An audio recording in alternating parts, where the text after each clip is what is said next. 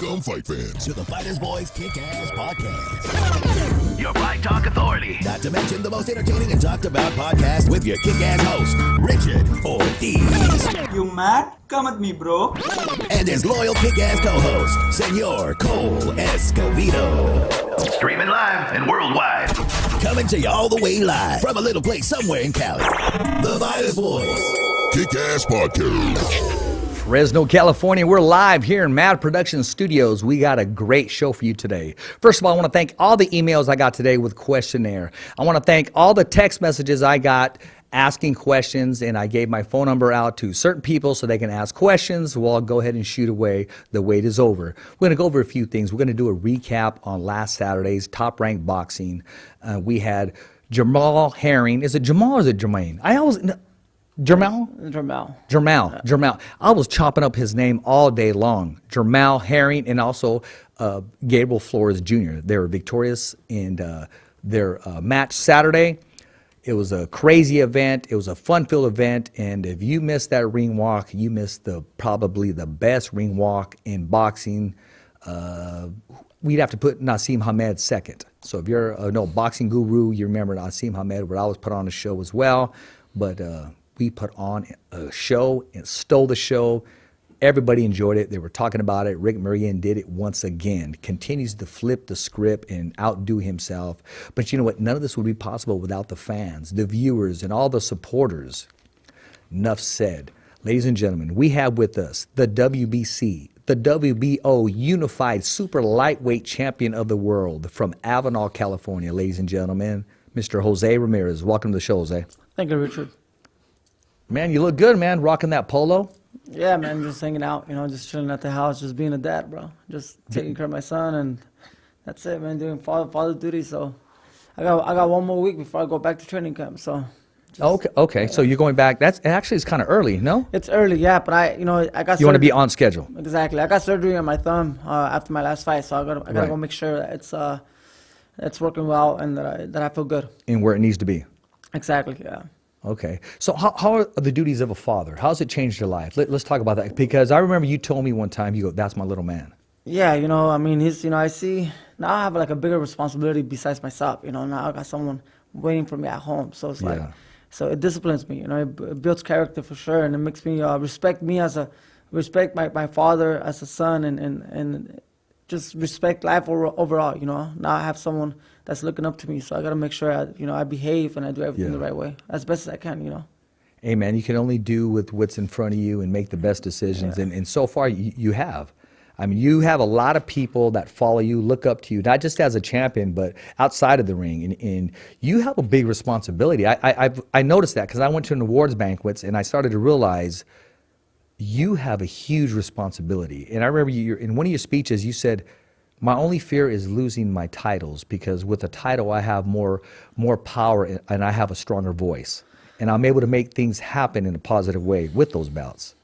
Yeah, so, as what I referred was to, I don't want people losing their hope, and I feel like in the Valley, I've been the leader, I've been the guy taking the first step, and I feel like I have a big, army behind me, and that's the people in the Valley, so I feel like if my titles are stripped away, if I lose my titles, I feel like, their hope is going to, they might lose their hope a little bit. And I hope not, and I hope they continue, fighting forward with the same comfortable feeling that they might have, knowing that they have a champion in front of them. So I feel like I had that responsibility in me, and as much as it's not my responsibility to focus on that, but it's just I feel it, man, and I feel it, and that's why when I'm inside that ring, I'm, most people know, and they tell me that I'm fighting for something bigger than myself, and I show it, if it comes later on in the fight, if it comes out in one of those rounds where I get punched with a good shot, and and the way I react to that punch, the way I react to adversity inside that ring, people could see that I'm fighting for something bigger than myself. I was just about to ask you that. When you're in training and you feel like just saying like, man, I'm tired, or what pushes you? I mean, I know your son does, but what else pushes you? What else drives you at this point in your career? I feel like I have so much to show.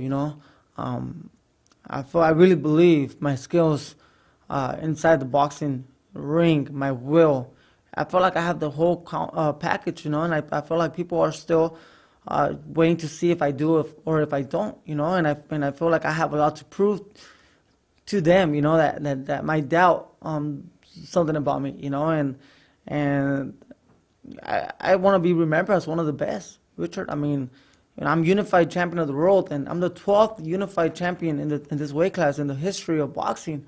You know, that's already a huge accomplishment, but I feel like it's not even enough, you know. I feel like some people are still confused, you know, you know, and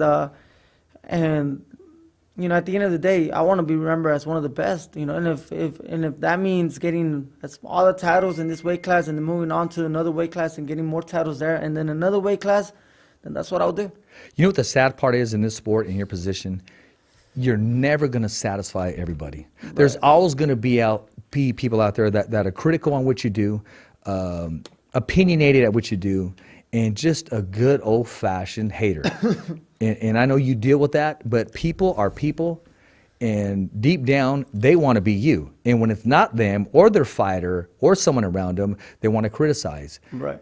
And you continue to make them eat their words. You continue to beat adversity, and you continue to make good on every opportunity you've had so far. Yeah, you know, you know, like I said, I feel like I have that complete package. You know, people don't know what it takes really in this level of competition, man. And skills might look pretty, skills might look nice, the way someone stands, the way someone shadow boxes, you know. Yeah. But in this level of competition, Richard, I'm telling you, it requires something much bigger than that, much bigger than that. And when they come across a fighter like myself, you know, it's gonna be an eye opener for them and for their fans. You know, I was going to say something because a lot of people say, man, well, he can't box. He's not slick. He's not that. And then I finally heard enough, right? And I said, he can do everything he chooses not to. That's not the style of fight you need for this performance. Right. He needs to win, not look good, not look pretty losing, or putting his chin up in the air and rolling punches with the shoulder. I mean, come on, bro. What does that really do? That doesn't do anything. Nothing. You need to block, slip, and move. You need to anticipate. You need to set traps. There's a lot going on. It's just not throwing a jab and moving to your left or to your right or moving the opposite direction or lateral movement. There's a lot going on. It's a chess match. I've seen you set traps. I've seen you take a shot just so he can get confident, bring him in, and then make him counter, where he no longer wants to throw his right hand because he felt that body shot. Correct. You know, I made it all the way to the Olympics fighting other skillful fighters, you know, and I'm talking about 3-round fights. You know, I'm not talking about people, you know, if people think that all I could do is brawl.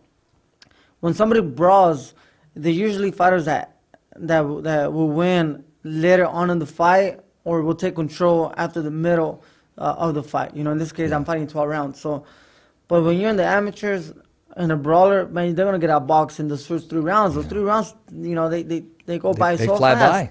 And if I beat all this, you know, different skills, skillful fighters, different style fighters, made it all the way to the top 28 in the world in the amateurs to even get my Olympic berth in the London Olympics, you know, I was able to outbox some of these guys, you know. Yeah. And especially in the amateur boxing with that computer scoring, you know, any the white part of the glove, whatever. Any little pit pat thing, they will score a point, right? Yeah. So it wasn't even the solid shots, anything. As long as the judge thought it was like a clean shot, they scored a point, you know. And I still managed to beat these guys by 24 to 4 points, 18, and it wasn't because I was a brawler. It was because I was just outboxing them. My last fight against Hooker, who was a taller fighter, I felt like I beat him to the jab all the time. Throughout the first round, all the way to the 6th. You close the distance on him so he can get the proper distance. The commentating was biased, and commentating was biased. So I'm sure people were eating up some of this commentating. You know, people that are just watching it on the telecast portion, and they're eating up. You got to remember, they have a script. Yeah, and they have a script. It was their fighter. Exactly. You know what I mean? It was exactly. I'm an ESPN fighter. Yeah. You know, so it was their fighter. They had to support him. And which is great, you know. Yeah. But if you watch it again of those that did, if they put it like the whole fight on me, they could see who really the rhythm. I went back to my fundamentals of boxing and took my time to break them down. You know, I wasn't aggressive. I was composed throughout the whole fight. I kept closing the distance little by little, and before you knew it, I was in range to land my shots, and I think that's what I did. Well, his corner seemed to think that he was in control the full fight leading up to that. They seemed to think that it was time for their fighter to turn it on. and you had a different approach to it, and you didn't leave it in the judge's hands. No way. What I wanted to ask you is, because there was slightly some, because it was his home field, how did it feel to come in there and hear a little bit of booze? You know, I think it was I think the crowd reacted pretty positive to both fighters. I think we showed tremendous respect to each other, you know, and to each other's camps. And we're both the same type of humble champions that we don't talk too much, you know. Yeah. So I think the crowd reacted pretty positive to both fighters coming in. At first, you know, you could hear a little bit more of his fans than mine, but it was still like a 40% to mine, 60% on his favor. But at the middle of the fight, it was just, you know, the fans were just happy. How did you block all that out walking in? I was just focused, man. Because I was nervous for you, man. I was when I was watching it. I just went out there, and I knew I was going to, you know, go out there and take care of business. I was well prepared. I have a great team. I have a lot of faith in myself and faith in God that I believe in, and that I pray to just give me the energy that I need, you know, to go through certain things. And you know, one of the biggest things that when I do pray, one of the biggest things I say is, as long as I go in with a smile and come out with a smile, that's all I could do, you know. And by coming out with a smile, that means I left it all in the ring, you know. Exactly. And that's my job as a fighter, man. It's just to leave it all in the ring and do the best I could do, you know. And if that's not enough for the public or to get a win, then, you know, it happens, man. We gotta learn how to lose. You're very blessed. There's a lot of fighters in a lifetime. They'll have maybe a Freddie Roach or maybe a Robert Garcia. You have both at one time. Yeah. You've had a Freddie Roach, and now you have Robert Garcia, which I can see, no offense to any of the other camps, this is a great fit for you. You seem comfortable, and he seems to bring out the best in Jose Ramirez. Is that safe to say? Yeah, I mean, it's the sparring partners that you find at Robert Garcia's boxing gym. They push him, man. Those guys are hungry, undefeated prospects, champions, former champions, Mikey Garcia, Virgil Ortiz, young Golden Boy prospects, some junior middleweight contenders. I mean, you'll find the best sparring. And if there's not enough sparring, there's always guys coming into Robert Garcia's That's on gym. Thursdays, right? That's Monday, Wednesdays, and Saturdays. Man. Oh, the sparring? Monday, Wednesdays, and Fridays. I'm sorry, Monday, Wednesdays, and Fridays. Some depends. Some guys like to spar on Tuesdays, Thursdays. Tuesdays, Thursdays. But it's always busy. You know, it's always busy with good sparring partners. And I think that's, you know, if you don't have good sparring partners, man, you know, there's only so much a coach could teach you. Yeah, exactly. You got to demonstrate your skills and learn from them and see exactly where you're at. Exactly. So, you know, but in this sport, you know, in any sport you do, I think if you're not coachable, man, you're gonna be stuck. You know, you have to learn how to be coachable with any coach and take everything in. You know, from Armando Mancinas, who I'm sure you met. Yeah. Who was my godfather, who took me all the way to the Olympics since I was 8 years old. Yeah. He taught me the first jab, the 1-2s, the 1-2 hooks, all my combinations, man. My style of boxing, I think, came from Armando Mancinas. All the way through the Olympics to 9-0, 10-0 as a professional. Then I went to Freddie Roach. Yeah. I learned a lot from him, too, until I was 21-0. And now with Robert Garcia, I'm learning more. So, you know, I'm just taking everything in from all the coaches that I train. Yeah. You know, I'm going to say something off subject that I made a vow that I would never tell you. Okay, my buddy's going to probably want to fight me after this. We did an interview backstage with you, one of your first interviews at Save Mart Center. Okay. And I'm looking around, I remember, I'm looking around and I'm seeing all these guys in a suit. And they said, okay, Jose's going to be with you right now. And they had a backdrop, they had everything right there. And I remember saying to myself, okay, if I can't do this interview in front of everybody, I'm looking around now, then I don't deserve to be here. I shouldn't be here then. It's an opportunity. I get to interview him, and I'm just thinking, I was just not nervous, but just kind of getting ready for it. And then I noticed when they say, okay, Jose's ready, everybody in a suit, they're all around right there. So I had to block them out. And honestly, I thought I nailed the interview. It was a great interview. I felt good everywhere that I hit. Now, here's the crazy part that I've never told anybody. We go back there, and I said, bro, I want to see that footage right there. And he said, bro, we were out of camera. Now, do I stop the interview? Out of battery. Do I stop the interview and go for it? Or what do you do? And I remember I just sat there and I said, okay. All that matters is that they saw it. And all that matters is that we did it. All that matters is they respect it because he was into the interview. Will I ever see it again? No. But I can tell that story really happened. Now, deep down, I was driving across and I was going, man, that was one hell of an interview, man. And we never got any footage of it. And that was my buddy, Mark Davis. And he said, I could have said, okay, stop, time out, or let me fix this. But what kind of amateur move is that? Right. Right. So we just rolled with it, and he didn't tell me, because then I would have, mentally thinking, okay, there's not even no freaking. It's like a camera, no film in it. Yeah. But the who's who that got to see it saw it. Good, and I good. remember Charles goes, hey, can I have a copy of it? And I said, yeah, I'll give you a call later. Right? We were trying to work something out. But I'm able to tell you that now because I've interviewed you several times afterwards. And it's always been an honor and a privilege to interview you. And, kind of changed it up a little bit because you're growing in the sport. I can see you growing as far as being a father, being a parent, and now being a provider. And I give you a hard time about your fruits, man, but no, I'm happy for you, man. I kind of feel like somehow, some way, a little bit of that red is kind of mine in that car because I'm a piece of you. I honestly feel that, like I told you, and I'll say it over and over again, that day you came home with the WBC belt at the airport. And I said, you're our voice piece. You can't turn it off now. I mean, we root for you. You're our Julio Cesar Chavez. You're our Paul Rodriguez. You're our George Lopez. You're any Mexicano doing anything positive. I mean, we got to be, and it's not about just Mexicans. There's blacks, there's whites, but we're few, a few opportunity, and I'm happy for any Mexican American doing anything positive in this world, and you're making a big difference, a change, and your followers just aren't raza.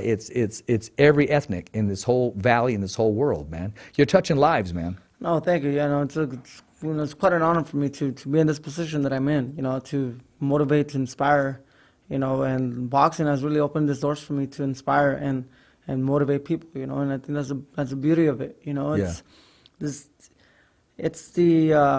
it's a great responsibility, I'm happy to be in this position, as a champion, to inspire people, to bring faith to the community, to bring hope.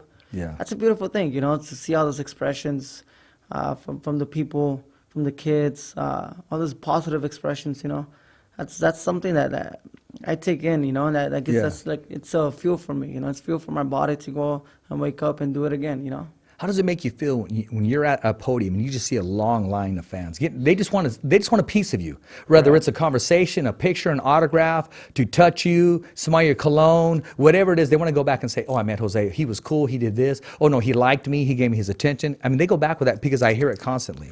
Well, I'm just a guy from Avenal, so I could see myself through them, I could see myself being them. It's like a reflection of me. All those kids are a big reflection of me when I was their age. So I'm able to speak to them, I'm able to speak with them, like if I know them, like if they were my neighbors from Avenal. I'm able to interact with them, it's not I don't pretend, everything comes from the heart. So if I take my second, even my younger brother tells me all the time, Jose, how can you be so patient, man? Everywhere we go and they stop me and some guy wants to have like a conversation with me, I give him a very a great conversation, it's about the subject that he wants to talk about. And then my brother goes, Jose, how can you have that patience to like go through that, 3-4 minute conversation with these random guys, and I'm like, listen, it just comes naturally, like I said, I could see myself through them, I feel like we're the same, we're very similar, and I think the people feel it, I think people here in the valley, they feel it. I allow myself for them to see themselves in me too, Yeah. I don't block them away, I don't feel like I'm people's champion. I don't feel like I'm too big for anybody, I don't feel like I'm any different, Financially, I'm great. Boxing, fame, it's coming, but I don't feel any different than them, and I don't. See, when I was a kid, growing up in Avenal, we all had the same. No one had too much more than the other. We all had the most basic things we can to just survive and live and have a good life. And I was happy, I was happy. I didn't feel any different. I didn't feel smaller than the guys that had more than me. And if I felt that way, which there was a couple of times that I did feel that way. I was quiet about it, but I felt there was a couple of situations in my life growing up that some other kids or some other people had more than me, financial and material stuff and opportunities, and it's not a good feeling, it's not a good feeling to feel yourself like like you're less than someone else. And that's something I would never want to put someone in that position, I would never want to put someone in that position for them to feel lesser than me. And that's something I promise, and I pray to maintain myself humble to never put someone in that position. No, and you're doing it. You're living it. You're just not talking it. I want to talk about this a little bit. I'm going to mention a name, and tell me the first thing that comes to mind when I mention this name, and then I'm going to give you my take on it. Regis Prograis. You know, he just he was a good champion. You know, just not the best at 140. You know, he was a good champion, just not the best at 140. And one fight at a time, people get to see that. You know, I'm not saying he's not going to be able to become a great champion in the future, again in the 140 or 147, if he decides to move forward in his career in a different weight class. But at this moment, you know, he came up short. You know, and it's like if you go into this tournament and in the amateurs you face the best, right? And you get into this bracket, and you know you come up short. You lose in the semifinals, and I think that's what happened. And that's what happened to him. That's what happened to Maurice Zucker. You know, and now, you know, I'm in the finals, you could say. Yeah, I'm going to mention another name, Josh Taylor. That's another guy that made it to the finals, you know, and that's another guy with 2 titles, and he's the guy that stands in front of me from me becoming the undisputed champion of the world in the super lightweight division, and that's who I want to go after. And without giving anything away, and he's on the same network as you, as the same promotion, Bud Crawford. So Bud Crawford, he's a great fighter. I mean, he was the last one in the junior welterweight division to have all the 4 belts. He's a great champion in the welterweight division, but yeah, most definitely, I have my eyes set on this couple fights that I feel like it's only 2 more fights, 3 more fights at the most in this weight class before I start paying attention to guys like Bud Crawford. 2-3 more fights in this weight class, and it's time to move up in the welterweight division and be fighting alongside this great champions in the welterweight division, and I feel like I'll be all right, man. When the time comes, I'll be prepared. Okay. Here's a question that was asked of me today. That was actually submitted today. It was by Jason Alexander. He emailed me. So Jason, this is your question I'm asking you. Do you think before your career is over that you'll share the ring with Bud Crawford? Yeah, most definitely. I think it's a high possibility by far. I'm still young, man. I'm still young. I got a lot of years to go. You know, if he doesn't move up, to the junior middleweight division, then it could happen within the next 2-3 years. 2-3 years. And that's maybe next year, man. Maybe 2021, late 2021. Yeah. You know, because I mean, I need one or 2 fights to settle in the welterweight division and get my chance. You know, I always believe in earning my chances. You know, earning my opportunities to face against the champion. So if I have to beat 1 or 2 guys to get my mandatory against that to fight for that world title, once I hit that welterweight division, then I'm go after those world titles, man. If it's Bud Crawford, if it's Errol Spence, anybody that has those belts, I'm going after those belts. And here's another question. This was sent in by Donovan Bertoncini. His nickname is Bo Bertoncini. He asked, how hard of a transition was it from Freddie Roach to Robert Garcia? At first, it's a little tense. It's a little tense because it's a whole different environment. It's a whole different ring, and you got to earn their trust. You know, I feel like I had to earn my trust, and I wanted my coach to feel comfortable with me. You know, I wanted him to feel comfortable by me showing that I'm a good fighter. You know, and so I had that responsibility to, even though Robert Garcia knew me and saw me fight, I wanted him to see it with his own eyes up close, you know, in the corner to see how badass of a fighter I am. That's right. Once I got my trust, man, the chemistry just kept on growing. Was he conservative, or he just pushed, hey, let your hands go? Did he allow you to be you? Yeah, he always has, you know. Okay.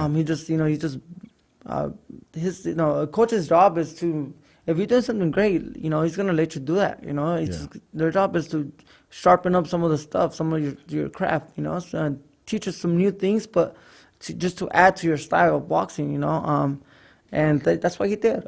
At first, he was a little bit more, you know, quiet. You know, but now that he also earned his trust towards me, you know, he was able to be more open about certain things. You know, and he was able to work with me more comfortable. And again, at the beginning, you know, we feel a little tense because we're new to each other, you know. So he doesn't want to say too much to maybe overwhelm me or something, you know. And I don't want to look bad in front of him, you know. No, so absolutely not. It's this little tense, this little responsibility on both sides. But once that disappeared, once that tension disappeared, and we were able to, work with each other properly, and I feel like now I trust him as a coach, he trusts me as a fighter. I mean, when in the Orozco fight, when I come back in the after one of the rounds, and he goes, Jose, he's probably thinking in his mind, Jose, take your time, use the jab more, don't pace yourself, know. And I smile at him and I tell him, hey Robert, I'm okay, and I'm okay. I'm ready for more. I'm having a great time. Yeah. So that makes him feel more comfortable, When he gets that response from his when fighter. he gets that response from his fighter. So now he gets to know me and understand me as a fighter too. The my fact body that language, the and fact stuff like that you responded to his comment. and I responded with this positive expression, Yeah. You see, that's one thing. A coach, he knows when you're having a tough time in there. Yeah. And He also has a responsibility. and it was, that was my first time fighting with Robert. So that was his first time, him being up so close in the corner with me to be able to see my body language. So once all that disappeared, and now he knows who I am as a fighter, now we work so comfortable in there. He has complete 100% confidence in you. And now he has that you will confidence. unify the 140-pound division. He knows how hard I work, man. He knows how hard I work. He knows what I do when I'm sparring. He knows my skills better than anybody. What's harder, working out in the fields or working out in the gym? Man, they go hand to hand, honestly. My respects to everybody out there working hard in the fields, man, and especially in the summer when it goes up 105, 110 degrees. And working 10-hour jobs, man. My respects to all the hardworking people. There's a lot of people that wouldn't be able to do it. Yeah. If they could do it for a day, they could do it for 3 days. I did it for a summer. I can't do it for 5, 7, 10 years. You know what I mean? Yeah. So, it's different things. I feel like not too many people get to this level of boxing, but it's not easy to go out there and be working 10-hour shifts. No. I had an idea. It was over a year ago, and I shared it with KP, and he was all over it. He wanted to do it, and I'm bad at keeping surprises. I honestly, I really am. I mean, if I found out, I'd probably tell everybody who shot Kennedy, instead of just like letting the government explode or just let it happen. And I had this great idea. First of all, Big Al from Big Al Main Events, he gave me all these extra shirts. He goes, hey, give these out. They're Jose Ramirez shirts. And I was going to give them out too. And I said, well, they're long sleeve. I'm thinking, well, it's winter. And I said, no, they can use them in the summer because against the sun. So I had this idea, and I'm going to go ahead and share it with you. So now the pressure's on us and KP as a film director. We wanted to go out to the fields, give them to all the workers out there. In English and Spanish, they were going to look in the camera and say, hi, I'm Jose Ramirez. Even women, hi, I'm Jose Ramirez. All the way down from little kids to all the workers and just get content of it. That's some HBO shit right there. That's amazing, bro. That's some deep stuff right there, we bro. plan on doing it this summer. Yeah, that's a statement. Yeah. Huge. All of them, you give them the shirt, right? And all of a sudden, this is what we're putting together. We're going to give them the shirt. They're working, get it to them when they're all full of mud, dirt, because they usually are, and keeping it real, not putting dirt on them for a stage, and just have them say English or Spanish, hi, I'm Jose Ramirez. No, definitely. And then all of a sudden, that's big. Who gets out to greet him and feed him and give him water and interact with him? That was just our whole thing. That's the whole dream that we had, and that's the whole idea we had. Make it happen, man. We can make it happen. And that's too hard for me to text on the phone and say, hey, I got this idea. And every time I see you, it's on the go where we keep it professional. But we go out there. We go out there and we go out there and we give away hats. Bandanas, I see all that stuff. All this, the heat awareness stuff is always big. Oh, it's yes, something exactly. that we're always Water. practicing. We're always practicing. So, my younger brother actually goes out there to the fields and gives heat awareness classes to a lot of these workers, all these crews from different farmers, and that's part of the regulations, out there working in the field. So, giving a long sleeve T-shirt. It helps and takes them a long ways. I will say this. Shout out to my mama. She was back in the day how she would help protest with Chavez to get restrooms out there. Okay. No, my mom. No, she was. That's big. Yeah. Now they must be porta potties. No, exactly. And she was part of that demonstration, man. She was out there boycotting and fighting for that, and just. Yeah, I guess there's where I get some of it from. Maybe some of the attitude a little bit. Yeah, it's good, man. It's good to be a voice. Absolutely. I got to ask you this, man. And I've been wanting to ask you this. And I joked around with your brother. How many bottles of cologne do you have? I don't have too many actually. Okay, I lost that bet. Yeah, I don't have too many. I have maybe 2, 3. Oh really? I really lost that bet. 2, 3, man. And I see. Once it gets to like 1/4 of the bottle, then that's when I order a new one. Oh, okay. So I'm never like. Oh, okay. You're on your same. Yeah, I'm not, and I keep the same cologne. I don't kind of cologne. So I use this. It's more perfumes, more of the oil-based perfumes. They last a long time. Oh, okay. You 2 sprays, and I mean you're good to go. You're good to go for the next 24 hours, man. You take off your shirt the next morning, you put it on, and it still smells like the cologne. It just depends, I don't buy 10 $50 colognes, but I'll buy maybe 1 or 2 $300 perfumes. There you go. You know what I mean? So there you go. They need that key to open it up. I mean, you gotta go to certain stores, but it's those investments. It's making those different. Absolutely. Making those different choices. You could invest in this, and you could invest in that. And exactly. Sometimes you spend $40, $50, $60 on a cologne that might, it's the same size bottle, but because you spray so much, it might only last you 1/4 of the time that actually a good perfume. So it might as well go for the $200 bottle. You know what I mean? It will last you longer. Absolutely. But everybody's different, so. Everybody's different. I'm gonna share with you a quick story. Whenever I get ready in the morning, I got to leave, whether it's to work or something. That's the right time, right? Yep. Okay, good. Wherever I got to work, I had this thing for water. I gotta hear the sound of water. I do. So it's running. In the sink, it's running. Water. So I'm doing something, and my wife goes, "No, turn the water off. Turn the water." And this is what she said. She goes, "I'm gonna tell Jose." That's what she said. And I told her, and I remember I texted you, and I said, "Okay, well, we'll find out right now." And I kind of text you briefly, and your response was, "Hey, well, you got to be fresh." Because at the time you were doing the whole fight for water thing. Remember that?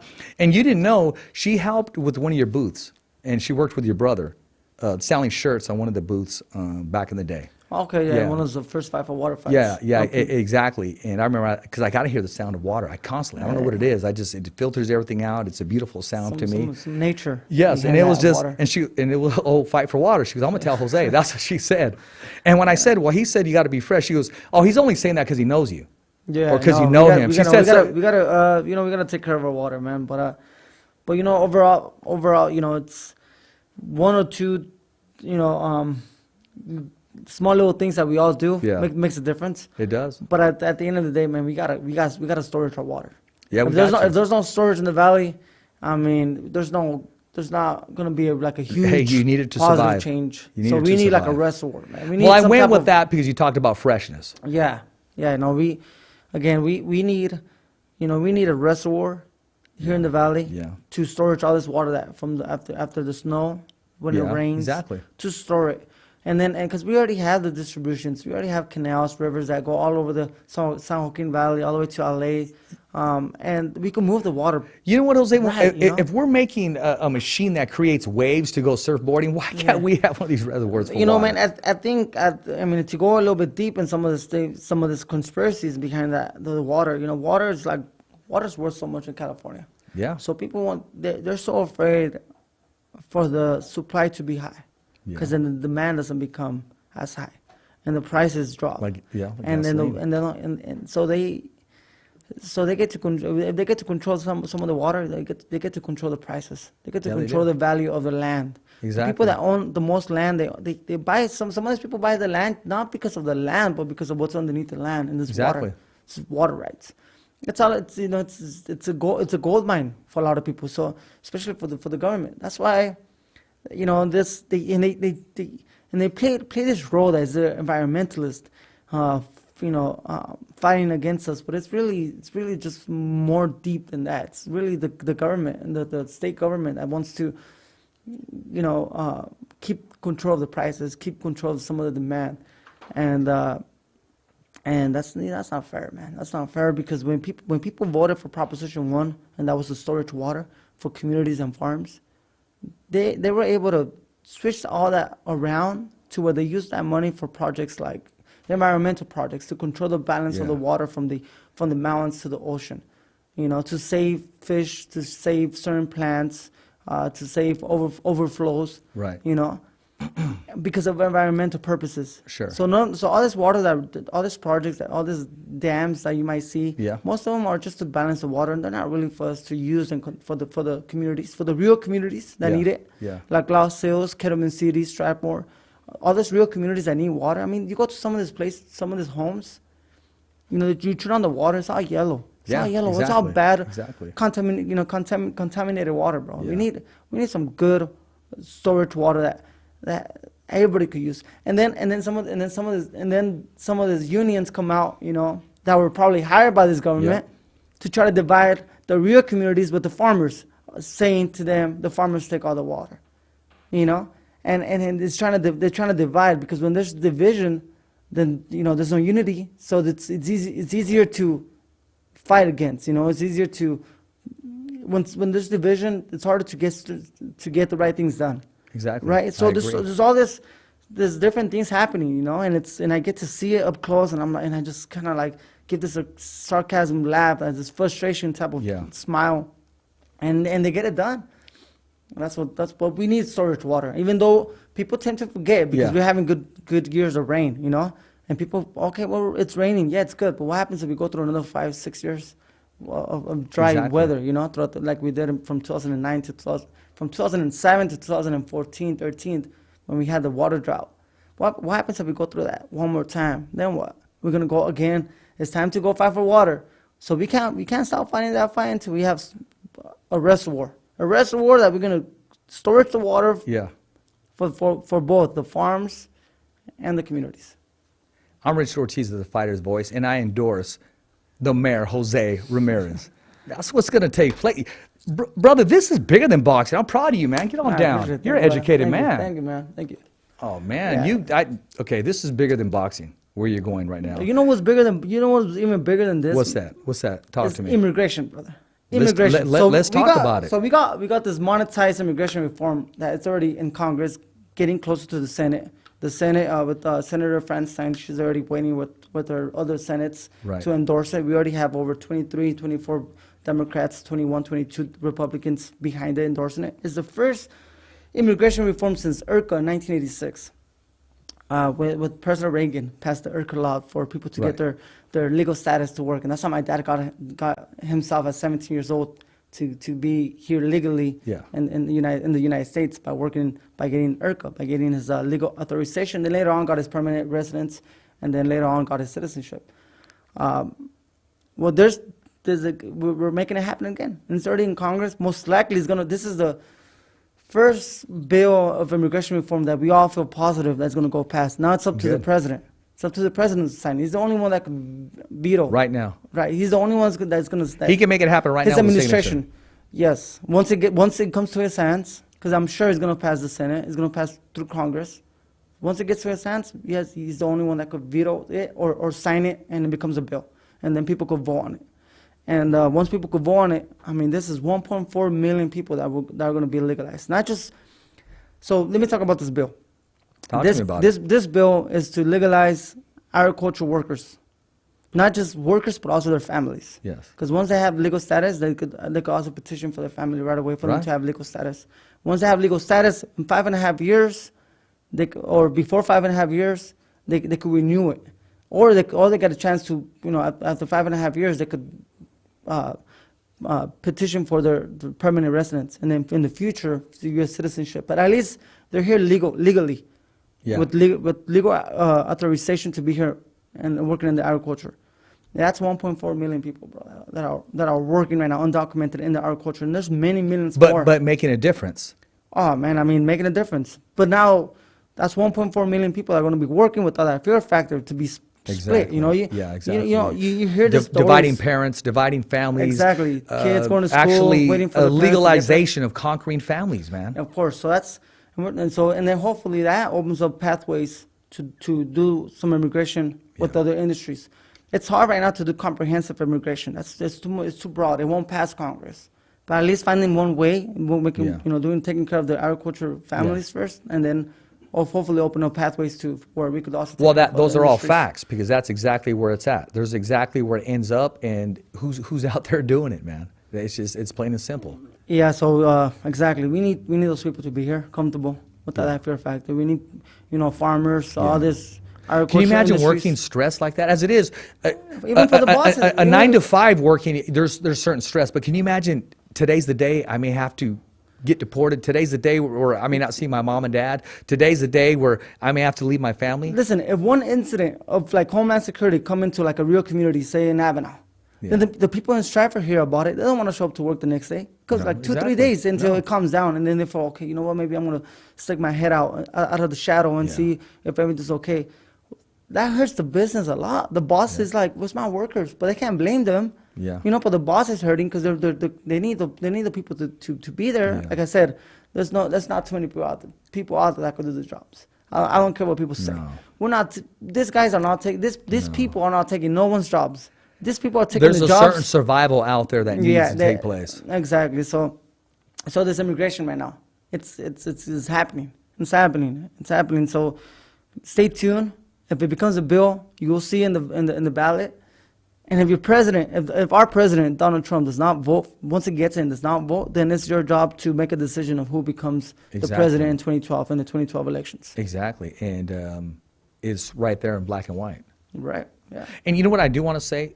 Anytime you want to come on here, or your brother, because your brother is very well rounded and educated in this field. This is why the platform is here. A lot of people misinterpret when I was trying to get sponsors. They go, "Oh no, I don't do boxing or I don't do MMA," and I said, "No, you don't understand. This whole put together," and I share with them just slightly of my story. I'm the original fighter's voice because it gives me a platform to. This is my serenity when I'm behind the microphone, so I don't jump off a cliff or stick a gun in my mouth. And I told my son I would give back. I would help people and give back. And this is what I chose to do, and this is why it's here. So you don't have to be a fighter. I mean, I have somebody that's coming on the show next week. They're fighting cancer, multiple sclerosis, and or problems. They're fighting for their marriage. Every fighter has a voice. And I'll bring them on here. I'll put a spin on it, of course. I'll say, "Hey, what'd you think about the Jose Ramirez fight?" And now we're talking about boxing. Or what'd you think about Nate Diaz? And now we're talking about MMA. But they get to tell their story. That's their platform. Of course, that makes sense. That's what the fighter's voice. That's what it represents. So someone fighting for something. Yeah. Absolutely. And the only one other person that got it, she got it the very first time she came on the show, and that was Christina Potter. She just got it, and I was just whoa. She's a great friend of mine. Yeah, she made it to.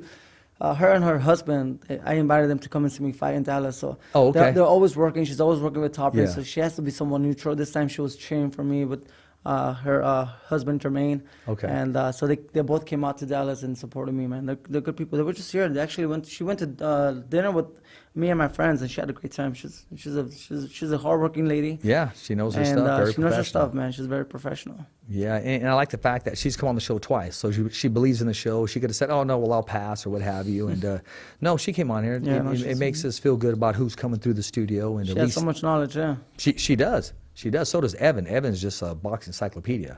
He really is. Yeah, no, he's done great. Let me ask you this: since the last time I saw your closet in LA in your apartment, how has it? What's your shoe game like now? Well, that was my apartment in LA, so I know.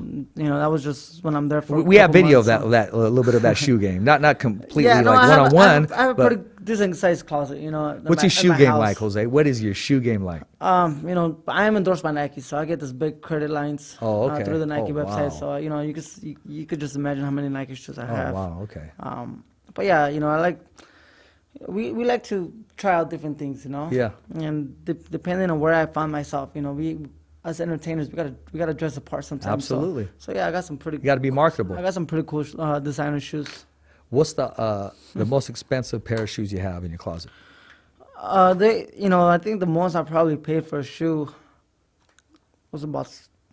They're all the same, pretty much similar to the prices. I mean, I have multiple shoes with the same price. I think they stay under the 2,000 mark. The 2,000 mark? Yeah, they stay low under the 2,000 mark. Co Escovedo said he didn't think they went over 1,000, and we bet on the air. And I said no. He at least 1,500 is what I said 1,500 for at least one pair of shoes. Exactly. So I have a few of those 1,500. There you go. Shoes. Yeah. Why not? You work hard, man. Yeah, and some of them are boots. They're just red bottoms. You have the tan one. Yeah, just red bottom. The red bottom. Why? Mine. My red bottoms. I got a spray can. I just spray the bottom. That works too, man. Yeah, it does work. You know, that's the one step closer to Exactly. you know, the feeling of having Well, I mean, red bottom shoes. I'm kind of simple. You got your dream car, your red Spider, which is beautiful, which is breathtaking, which is awesome. I'm simple, man. To this day, honestly, I'll tell a quick story. I've always wanted a Corvette. So much, Luis, that I would never sit in one or test drive one. Why? Because it'll just mess with me mentally. And I feel like, how can I go to the car lot and get a Corvette when I have a mortgage? Man, especially the new one. They're making them with mid-size oh my gosh, they're engines just now. so The freaking awesome, man. the engines are in the back now on the new Corvettes. Yeah, I don't know if you've seen the that. new ones. Yes, The yes, new I ones. did. So Yes, they just look. I mean, they look like Ferraris. They look like McLarens. They look like all these exotic cars now with their mid-size engines. How's your car running, man? It runs great. You know, I actually put in about 38 miles since I bought it. Yeah? And then I'm about to leave to camp, so it'll just be sitting there for the next 10, 12 weeks. That's okay, man. But I know. Leave the keys to Luis. You know, I know I have it. So that's exactly. You know, that was my dream car. You know, and as a kid, Sure. I remember watching some of his. I was looking over some magazines, catalogs. Yeah. This exotic cars catalogs, and I was in junior high, and the first car that I really liked was the Ferrari Spider, and I think at that time it was a 360 Spider. Yeah, I think it had was a a peanut butter inside. It was light brown inside, I think it was. Well, yeah, this one was the model, Okay. the one that I took picture was like a charcoal gray. Oh, okay. Color with the red brakes, ceramic brakes, and I think the interior was red, and it was such a beautiful car, and it was a 360. It was back. I was in junior high, so this must have been like in 2004, 2003 when I'm looking at the new 360 that was coming out. It was a new model too. At that time, it was like Ferrari was going to change it up a little bit and come out with the 360 Spider. Now I have the 488 Spider, which is the same thing, just upgrades. You know, after so many years, it becomes of the 458. So you ordered yours, right? And the 488. It takes about 10 months. Okay. 10 months to get your car if you order a new one. Yeah. I got lucky with this car. I found it the way it was, and I liked it. It only had 400 miles on it, so it's pretty much brand new. Yeah, absolutely. That's 430 something. Parking it inside the showcase and outside, there and back, right? That's it. Great miles. Yeah, couple test drives. But it runs really good. It doesn't. No car becomes a car until it hits the 500 mile mark. Absolutely. Because you can't even like put it on sport mode. You break if it doesn't have the 500 miles. You break it in. When I was coaching, Jose, and I'm glad you mentioned Nike. I want to refer back to that. When I was coaching baseball, I was coaching soccer, the travel with Richie and Cassandra.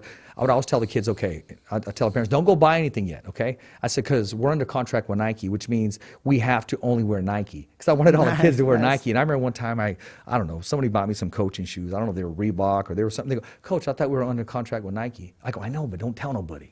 Okay, don't tell, tell the kids, we weren't under contract with Nike. I just wanted everybody to wear Nike, man. Right. If we had an Adidas ball, I go, no, find it out of the bag. No, I want a Nike ball. Okay, kick it out and then throw this ball in. Whatever it took to get it on there. Yeah, that's some loyalty stuff right there. It was. That's hey, that's real talk though, man. No, that's good, man. You know, Michael Jordan was like that too. He was like, he would go to his friend's house and be like, hey, you know what, man? You can't have this in your closet. He would take all his clothes out and put all Jordan stuff in there. Oh, if wow. he had like Adidas or Reebok. Well, he can come to my closet anytime. So that was Michael Jordan, and I was reading some of his books, and it's funny because the guy that gave me that book he's a friend of mine, Ryan from El Jefe, from Monterey. So he golfs a lot, and he's out there in Carmel.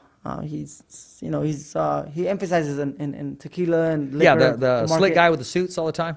Yeah, nice guy. He always says him and his family. They have in. a couple liquor stores and out there in Carmel and Monterey. And he started the El Jefe brand, and he goes, Jose, when are we gonna go golfing? I'm like, I don't golf, man. I never golfed, and I'll be too embarrassed to go because I'm just gonna, you're gonna be wasting your time. I've never done it before, and I'm that competitive, I can't do something if I'm not good at it. I'd rather just not do it, Sure. If I'm gonna do it right, just not do it. And I always have that mindset is if I'm gonna start something, I'm gonna finish it right. Exactly on top. So it's funny. He goes, let's go golfing. He goes, Jose, I'll teach you. So last time we were in Monterey, I was like, you know what? I'm gonna golf with you, but what type of shoes do you wear? And he goes, I forgot about brand, and I'm like, no, I can't golf with you unless you have Nike golf shoes. So I ordered him some golf Nike shoes. Yeah. One pair for him, one pair for me. When you go down there. So then I told him, listen, now we could golf together because we got Nike golf shoes. There you go. Hey. And he laughed because he read the book, so he got it, right? He got it right away. He got the fact that what Jordan did, and that's the way you got to represent a brand. You know, you got to go all in. You got to represent the brand properly. Absolutely, and I believe so. There's a story I wanted to tell you. Gosh, now I just lost it. Oh, yes. Okay. Now check this out. It's rare that I tell on myself, and I'm going to go ahead and tell on myself. I was stressing off work or doing different things, but I'm not going to blame stress. I'm not going to let it get the better of me, and I apologize to myself for letting myself go, so to speak. So I needed some kind of motivation. And there was this 6-week challenge at the gym, right, to see who can lose the most weight. Right. And I said, man, I need to get my shape back. I only got one tuxedo, and I can't button the top button and stuff and so forth. So I took the challenge, right? I got maybe 2.5 more weeks to go for that challenge where you got to weigh in. It's the day right before Thanksgiving, but I'm going to continue to go on and on. And when they're signing up, they're all signing up for it. I said, you guys are all signing up for second place. I said, because I'm winning it all. I said, I don't care about the free prize. I don't care about the two nights in Las Vegas, the free shirts, the hats, the free membership. And I told them, all I care about is winning. And I said, I'm going to win that challenge. And I said, everybody in here, they're all paying to take second place. That's cool, man. No, you gotta have that. You know, you have to have that mindset, man. That arrogance kind of came out when I was coaching because I knew I was the best coach out there, plain and simple, period. I would go to the championship games, Jose, the meetings, and say, what time is the championship game? They would say 2 o'clock. And I said, okay, do I need to be here? It was a coach's meeting. I said, I'll see you guys all Sunday. So I'd walk out with that arrogancy and try to win before we even played. But it was all mental. It's all mental part. I mean, there's 2 different types of, and I think it's a little different. I was having fun with it, though. But I am very humble, honestly. Yeah, I think being competitive is one thing, and being arrogant is a different thing. I needed a spark to motivate me, is what I needed. You know, whatever works for you. If you have to be in that rhythm, that comfortable rhythm, even by speaking, even by talking, even by the movement you make, by what you wear sometimes. Yeah. You know, all that makes a difference. Oh, absolutely. I always told the kids, you look good, you play good, you feel good, you win good. So what sports is your son going to play? He seems very active. He's very, very active, man. Very active. He already did, he did baseball, literally baseball did he? in Clovis. Yeah, he did it last year. Did he bat right or left? He's right-handed. Okay. What number did he wear? No numbers. It was just, I mean, he was 3.5 at the time. Oh, okay. And so there you go. He was just 3 years old, and so he was just finding the fundamentals of it. Yeah. Just hitting the ball and running to first base, from first base, second base. So there's no winner or losing, you know. No, yeah. But you know, he was getting better and better, and that made me feel proud. You know, as long as good. He was Progressing. And he was getting along with other kids, so that made me happy. Oh, that's great when they your kids or anybody in general just interacts with people. I just want him to take it slow on sports. You know, I'm not gonna be that father that pushes them to do something they might not want to do. You know. I'm not gonna be that father that wants to live through their kids, you know. Yeah, that's because they missed out. That's you know? very tough. Yeah. And you see a lot of parents, man, like that. You know, they aggressively, you know, push your kids, and maybe that works for some, you know. But I can't see myself being that parent. Yeah, I remember when Richie was born, and when it was 3 months and 1 day, I celebrated because I stood longer than my dad, and I said I was gonna be every single thing that my dad wasn't. I mean every single thing that he was, I wanted to be opposite. I wanted to be better. I said, I'm going to stick around. Mm-hmm. So when it was 3 months, and I go, Mom, how long was it? She goes, 3 months. That's what she said. You know, and Mom was, at the time, she said around 3 months. So no one really knew. But in my book, okay, one more day. One more. It was 3 months. And after 3 months, that one day, I was celebrating. I'm a better man than he is. I'm a better dad than he is. And, you know, some people, they'll ask me, and some people are afraid to ask. And Jose, I was born to be my son's dad. Yeah. Plain and simple, period. Yeah. No offense to my daughter. I love my daughter. She's my last breath. She's my everything. But I was born to be my son's dad. That's great. I mean, that's a great feeling, you know, and you should take that with you, you know, and cherish it, man, and be proud of it. Yeah, definitely. You know, when I see you interact with your son, when I see Gabriel Flores with his son, it brings me joy. It does. Mm-hmm. It does. I mean, I don't get sad. There's moments when you know, I still want to call Richie or. Somebody gave me a shirt the other day, and they gave me 2, and I go, "Oh, Richie, I liked it." I mean, it's just so much. It's just, you know, listen, man, you know, as long as you maintain him so close to you like that, bro. I mean, that he's always going to be alive, you know. You're doing this interview because of him. So Yeah, This no. platform is here because of him. That's great, man. That's good. Good to hear. I'm happy to be here. Thank you. When I see that, it brings me joy when I see these young fathers or with their kids, and I see that. I don't get jealous. I don't get upset. It brings me joy. It brings me like serenity, man. You know, my father, he was I think he was a great father. You know, he was a great father. Taught me good ethics and morals and Yeah. good work ethic. He was always there for us. You know, so I never really say I can't put myself in the shoes of many out there that grew up without a father. You know. Yeah. And you know, and I just don't like the fact that some people use that as an excuse to not succeed, you know, and I'm glad you're not using that as an excuse to not be a better father, you know. And you continue on trying to be better, you know. And I think there's a lot of people out there that might use different moments in their lives to justify the hunger that they might not have, you know. And that's the main thing I could do as a father now, is to just motivate and inspire my son and teach him the right ethics and principles, because I could give him everything else, but if I don't teach him morals and ethics, I think he'll be, you know, he'll have a tough time, you know. And I worry, man. I worry every day. That's that responsibility. He goes to school, and I worry, and I worry that he's not just that is he gonna be happy or not, but is he gonna be. Is he going to go through an experience to where, you know, he's going to be sad? Yeah. You know, and is he going to fall and trip? You know, they're so innocent at this age, man, that I just can't. Beautiful. I just can't see him hurt. You know, I don't think he deserves it. I don't think he's done anything wrong for him to go through any pain, you know? So I do that. I think that's the feeling I always have inside me as a father now. And when he's ringside watching me fight, you know, he's 4 years old, Richard, but he cheers me on like no other, man. And he goes, "Go, papi," all the time. That's great, man. You know, going back to this golfing, when I went to go golf with them for the first time, I threw my first swing. Yeah.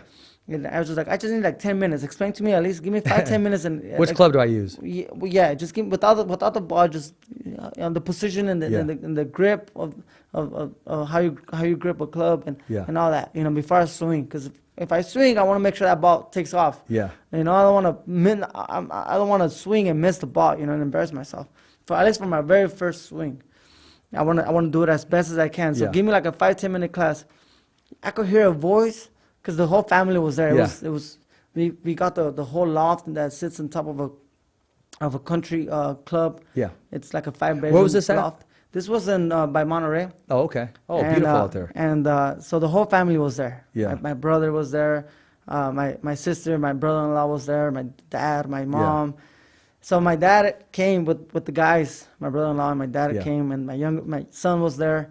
And there's all these guys, right, from Monterey and Carmel. About to look at me do my first swing, and I just hear the only voice I hear is Mateo goes, "Go, papi, go!" Like if he knew I was about to compete, you know. And you know, he's something special to me, you know. And that's good, man. And I hope to have more kids in the future. Yeah, absolutely, obviously. Absolutely. Right now, he's my little pride and joy. It's funny you say that, because I always call Richie my pride and joy, and he's the one that's going to have your back, Jose. He's the one that's going to come to you and say, "Look, this is what needs to happen." And he's the one who's going to have better judgment than you sometimes. He's the one who's going to give you the advice that nobody else wants to give you. And he's the one that's going to console you when you're at your lowest point. Because no matter how much you try to hide it, he's going to recognize it. He's just going to feel it. Right. No, and I believe it. I believe it because that's how I was with my dad in a way. Yeah. You know, I was 9 years old, 10 years old, and I used to look at my dad and I used to tell him, "Hey, Dad, why are you doing this?" You know. Yeah. And you know, he would better himself, you know. Good. He would talk to my mom, and he would probably come to my mom and be like, guess what, you can't believe what Jose just told me, being so young. Yeah. And then my mom would just kind of go, you know, he's right, you know, and he'll better himself, you know. And I won't go into technical, you know, sure. As I want to emphasize on exactly what I would tell him, but yeah, you know, I would tell him. I was young, and I was just kind of, you know, tell him certain things. But he was always there. Like I said, my dad, he was second to none. You know, I wish I could be 1/5 of the dad that he was to me. You know, Yeah. he gave me a great example of how to be a good father. He gave me the best example he could have gave me, and like I said, now me being a father, I understand Exactly. all the spankings. I understand exactly. all the times he disciplined me, all the worries he had, you know, because now I have him.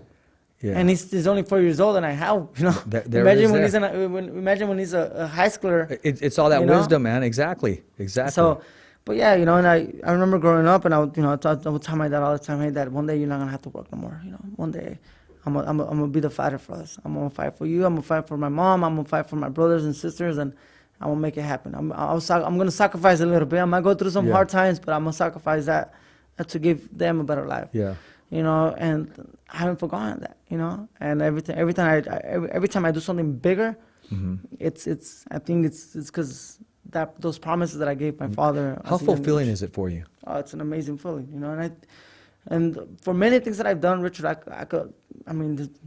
that's why I'm a believer of God, because if I look back and see how I got it done, I won't be able to explain to you exactly how I got it done. I mean, it was just this energy force that came at me at the right time during that moment. Yeah. You know, and that's why I pray. That's why I maintain myself humble. That's why I always say, if you look at my social media, it's all glory to God. You know. Yeah. Because I'd rather do the right thing to please Him, who has gave me the positive energy, and who has given me everything I have, than to please the people that are judging, or to please people because it's what's trending. Yeah. You know, and because of what some of the people might consider it being cool. You know, I'm more focused on what really matters to me. I look after the big picture, not the little picture. Exactly. I remember you said something that was very interesting to me. I never forgot it. And I asked you, I said, Jose, why this song? Because you were listening to some song when you were jogging. You said, because it talks about people who don't have. And I don't listen too much of the other music because they always talk about what they have. Yeah. And this particular song, I don't remember the name of it. You said it talks about, and it's about people who don't have much. Yeah, so I listen to a lot of what's called corridos. And corridos is pretty much like a story behind someone. Yeah.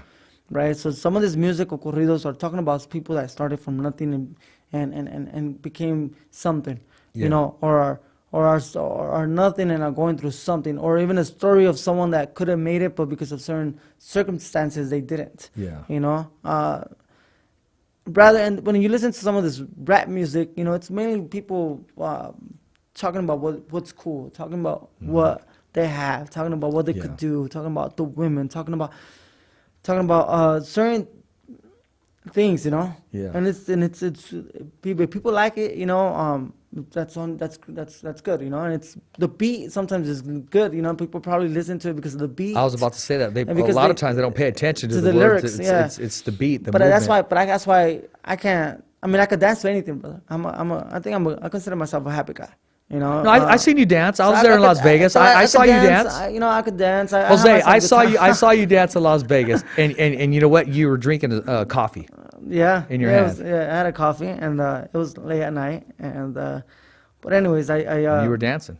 I danced to anything. Yeah. You know, but I just you're a happy person. But I just can't sit down and listen to certain lyrics. Yeah. You know, if I'm in my car driving somewhere, I'm listening to certain music, I can't. You know, it's like I said, I don't want to throw nothing in people's faces. I don't want to make people feel like they're lower than me. I want to have a life that inspires people, not that might frustrate people, might make people feel somewhat depressed because they might not have certain things that I might have. And I think that's a huge problem with depression too, with, you know, so especially social media. People, they just throw it out there, man. And people need to know that, you know, and I'm sure they do know, but they know it, but they don't really put it inside their minds, you know? And that's, people only post when they're happy. People only post their success. People only post their victories. Yeah. They don't post when they're going through bad times. They don't post when they're being ignored.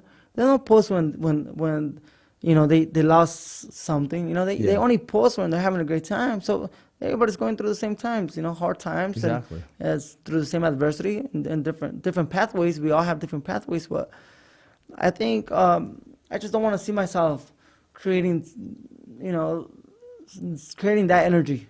Yeah. You know? No, you've always talked about being positive. You always talked about and referred your career that you wanted to be positive, and you're in so deep now, whether you want to or not, you're going to make a difference. It's just embedded in you. Listen, That's your destiny. You look at social media. Going back to social media, you're looking at people's success, and it goes based on how many followers. Sometimes to some people's eyes, how many followers they have. People have when you look at some of these accounts that have a huge amount of followers, is either because they are showing off cars, money, houses, and that's good. That's working for them, And the more people followers they have, probably the more money they're making off that, of the videos they're posting or of their. That's the way their income sometimes through social media. When you look at someone being humble, that actually has it but doesn't show it, wears regular clothes, drives a regular car, but is giving. Their likes is the amount of likes they get. It's this much compared to, it's a very little likes compared to the people that are posting of. See, I seen a video where I forgot who it was. They were giving $100 bills to the families, right? Boom, boom, boom. Yeah. Probably went to a classroom. Probably gave maybe $4,500 to $5,500 in cash to about 45 to 55 people, and $100. They got thousands and thousands and thousands of likes. Then you see someone giving a check of $25,000. But it's a check. Yeah. You only probably got 176 likes, or 200. So that's people have that different mentality, man. They gotta see some of this stuff, and again, I'd rather do what's right than what's trending. Well, I could easily go to the bank and get $100,000 and give out $100,000 in cash if that's gonna make people feel more excited about it. Yeah.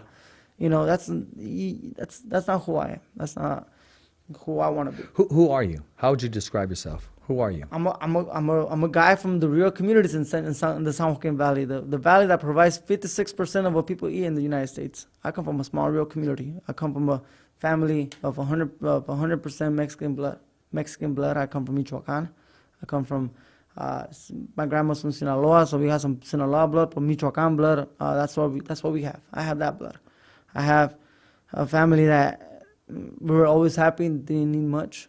Like I said, my family they learned how to show a lot of love for me. Again, I'm telling you, going back to my mom and my dad, they were good parents. Yeah. We didn't have much.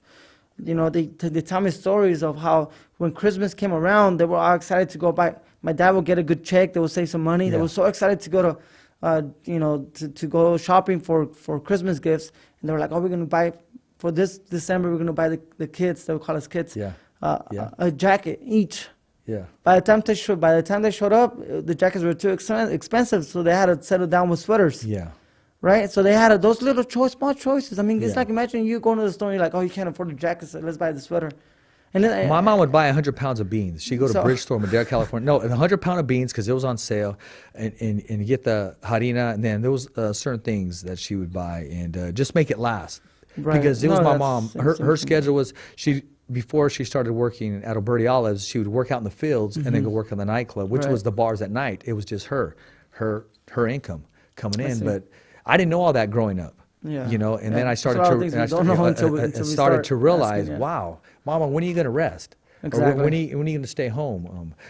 I'd get dropped off at my soccer games, and I wanted to look and see where my mom was. I wanted to play in the game, the best game that I could for my mom. And that's when you understand, Exactly. You really don't know, you really don't need all this materialistic stuff to be happy. Yeah. You've seen so many tragic stories of famous people that create suicide or because they're not happy. They're not happy. There's something missing, and I think it's love.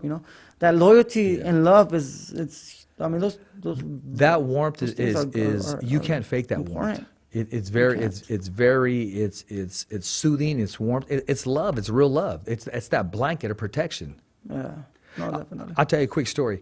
And I would always on my break when I was working at Desmond, I would always say, "Hey, I'm going to the dollar store on my break. Anybody want anything?" Right? Because it's only $1, right? And the principal goes, "The dollar store? What's that?" And my point is, yeah, exactly. I mean, we're happy we're going to the dollar store. We're getting what we need to get. And a principal who's never really had that struggle, and okay, they went to school, that's fine. Yeah. She said, "What's that? What's the dollar store?" And my whole Family point Dollar, was man, like, is all yeah, over the place now. exactly. Well, I mean, she And didn't is know that- because yeah, she yeah. never went there. She probably went to, Yeah. I don't know, Samar all the time. I don't got no problem with that. But we knew the struggle, and we knew how to share a bag of chips and soda and Most Kool-Aid definitely. and You that know, old school and, stuff. and talking, going back to how your mom used to get those bags of beans. Yeah. That's how the real communities are, bro. And Yeah. and like when I was growing up, my uncles from Michoacan, we would all share one apartment, 2-bedroom apartment, and they would come and work. So some work in the same job, some work in different jobs, but they used to all bring a bag of whatever say if they were harvesting tomatoes, or bring Yeah. bags of tomatoes. If they Okay. were harvesting a different crop, they would bring a bag of that. So there was always food on the table. I can tell you that much. There was always food, and so and I know how important these jobs are. That's why I fight so hard for these jobs. But as food, man, there was always food, and my mom used to make. To this day, there's 6, 7 of us. Yeah. She'll make a pot of soup, of menudo, of pozole, of beans, like if she's feeding the whole block, you know. Well, that's what's up, And man. there's always What's the there's address always over food. there? It's 417 Monterey Street. There you go, man. Hey, she make tortillas? She makes the homemade tortillas. Homemade tortillas. Okay, my sister Sylvia. If you live in Avenel, you know where my mom lives. Oh, you I'm smell trying it. to- You walk by and you smell the tortillas, huh? Yeah, and because they know that's what Avenel's not. It's so small. Oh, okay. It's not hard to find my mom's house in Avenel. So. Well, that's good, Jose. I'm glad you opened up here for the fans. Yeah. I'm glad. Like, this show is just not for boxing. Hey, how'd you feel in the ring? Taking that right hand. It's real life. It's real conversation. You loosen up, and my job is to get you as comfortable as you can. I don't look at the clock. It was a pleasure. I don't have an agenda. These little notes I was just walking by because I was just writing them down after you told me something that stuck in my head. Because afterwards, I like to do a recap, and I like to have some mental notes with different people, different fighters, and different quotes that I do remember. And I hope I left you with something. No, definitely. It was, I'm every time I talk about, some of my stories, some of the flashbacks that I can remember, it's another reminder, So when I go home, I might give my parents a call and be like, hey, I was in this interview and I was talking about this, and okay, and then we start reminiscing on everything, and just talking back, going back, and that's one thing that I always pray, and I said it before. I always pray to maintain myself the same guy, to keep my feet in the ground and to continue fighting for what I fight for, and that's for the people and for a better family, for a better life for my family. I really want the whole family to one day not have to worry about financial, problems, or I want them to have more than what they had, Yeah. And with more money, sometimes more responsibility, of course, there's some good and bad things that come But you're with doing it. everything. You have everything lined up. But I do. So, most people might, they go to some of the comments, when I posted about the car, they're like, oh, they save your money. But most people, I've been saving my money. Yeah. And let me tell you this. My interest on my principal pays for all my mortgages and my car. I'll tell you that much. That's great. That's and my career just getting started, So I done it the best. I done it the best way I could. And that's because I never needed much more. So I don't buy chains. I still like that blue Dodge you got, though. Oh, it's a beautiful car. Yeah, that's a Dodger Blue right there. Yeah, that's my LA car. So that's one that I take to LA when I leave the camps. Heck yeah. It runs well. It runs good. It's fast enough. I mean, absolutely. There's a speed limit for a reason, right? So, yeah, exactly. It runs fast enough, and I just got an oil change done, new tires. So I'm about to go to camp with a brand new Dodge. Yeah. And it's a 2015, but honestly, it probably has like 6,000 miles only. Oh, that was a nice ride, man. I remember seeing it at your apartment. Yeah, so that's the one I drive in LA, and I have my pickup that I drive in town, my Ram, my Dodge Ram. No, you're doing it, man. You're making it happen. There was one other thing I was going to touch on. I'm kind of forgetting as a time, but I did want to. Oh, yes. Your dad is a very warm person, very nice guy. Very nice and for the longest, he talked to me, and then I would just kind of say as much as I could. But he started talking paragraphs and sentences, and it wasn't until last time I told Luis, I go, Luis, can you let your dad know I don't know fluent Spanish? But no, I did say, I asked your brother if he can help me in Spanish, because I want to at least do one segment or one interview in Spanish. I do. I mean, that's my people. That's my language. Well, I was robbed of that because I had nobody to teach me that when my dad left. My I picked up brother as got a much minor- as I could, My though. brother got a minor in Spanish at Fresno State University, so he's the Okay. man to teach you Spanish. You know, There it is there. I haven't been in I haven't been in school for a while, but I did start a scholarship foundation for the Fresno State. Good. For the Avenel kids when they Good. graduate, they could get some type of help. You know, so I do have a scholarship. Jose, growing up, Away. people thought, the Mexicanos, they thought that I was faking it, that I knew Spanish and didn't want to speak it. Oh, yeah. If I knew Spanish right now, I'd be a millionaire right now with No, you. listen, I'd be driving us right next to Mexicans, you. We're a little sensitive. We are a little sensitive. I'm with trying that. to, man. I am trying, and You know, we sometimes gotta make sure all people don't forget that. No, man. But it happens. You know, it happens. You gotta learn the language when they're little. Yeah. Sometimes, you know, it's the parents to. And I remember do you, that you job, did yeah. some interviews. Didn't mean to cut you off. And then you started saying something in Spanish. That was for you, Richard. Yeah. And I never had a chance to. What did you mean by that? I'm just glad that you did end it in Spanish. You remember we did it, and when Bob Aaron was passing by, Freddie Roach was passing by, and we kept that content. You're telling him bye, and then you came back to the interview and you said sorry about that. I go, no, don't worry about it. I said keep rolling. At the very end, you thanked everybody in Spanish, and Yeah, then yeah. later on you did another interview with me, and then you ended it in Spanish too. You know, I think since the viewers, you know. Yes, the exactly, Viewers, it's, exactly. You gotta definitely hit both demographics. I mean, la gente mexicanas, man, son fanáticos del boxeo. They're big fans of boxing. They love it. They respect it. I was just in Cancun for the 57th annual convention. I telling saw you, that, man. My gosh, Richard, I'm telling you, Richard, that is awesome. Mexican people are into the sport of boxing. Like it hasn't been a. It's been a while since since the Mexicans, you know, the whole city of Mexico. Yeah. Because I'm gonna tell you this: the fans in Mexico, the Mexican fans in Mexico, are different than the Mexican American Oh, fans. absolutely. So los Hispanos, los Latinos, the first generation, Yeah. you know, they the ones that consider themselves Mexicans here, Yeah. over there, it's you know, their way of being is different. Yeah.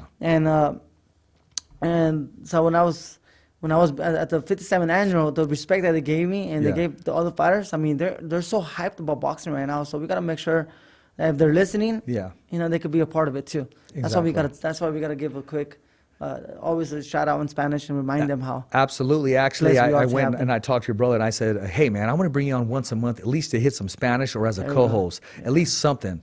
I mean, because, I mentioned it to him. And he's probably afraid Yeah. to or something, thinking, no, I don't want that responsibility. But yeah, no, definitely. I'm going to do my best at that. You know, I mean, Yeah, it's definitely. you know, it's I think, Anything's possible, man. you know, I think the I don't mean to throw no one under the bus, but I do say what I feel. Well, that's you know? good. And this is the platform to do so. So I think the Caucasians Yeah. are the only ones that only know one language. For the majority of them, Yeah. they only know one language, and that's English. You go to Europe, Spanish, English, French, Italian, Portuguese, and you go to restaurants and so I was in Paris. You go to restaurants in Paris, Yeah. and well, at least in the hotel I was staying at, Yeah.